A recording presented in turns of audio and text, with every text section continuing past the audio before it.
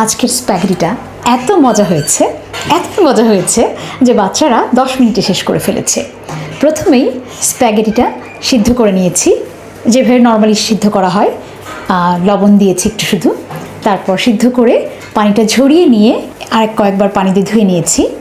তারপর চুলায় দিয়ে দিয়েছি তেল একটু গরম হলে দিয়েছি একটু মোটা করে কাটা পেঁয়াজ আর টমেটো। তারপর টমেটো আর পেঁয়াজ খানিকক্ষণ ভেজে দিয়ে দিয়েছি ক্যাপসিকামটাকে একটু ভেজে দিয়েছি পালং শাক দেওয়ার পরে দিয়ে দিয়েছি লবণ, পরিমাণ মতো লবণ আর কাঁচামরিচের সাথে আপনি চাইলে গোলমরিচও দিতে পারেন, আমার কাছে নেই বলে দেইনি। এগুলো একটু ভাজা করে পাশে দিয়ে দিয়েছি 5টা ডিম, লবণ দিয়ে একটুখানি ফেটে নিয়ে ডিম দিয়ে দিয়েছি। একই প্যানে করেছি আমি।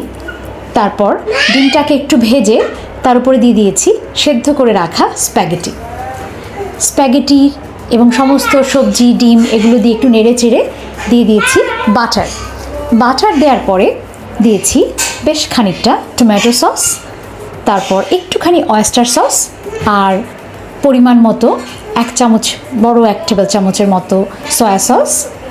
এর সাথে গতকালকে করে রাখা বিভিন্ন রকম সস দিয়ে, একটু আদা বাটা, রসুন বাটা দিয়ে করে ভেজে রাখা গরুর মাংসের কুচি, সব কিছু দিয়ে ভালো করে মিশিয়ে নিয়েছি।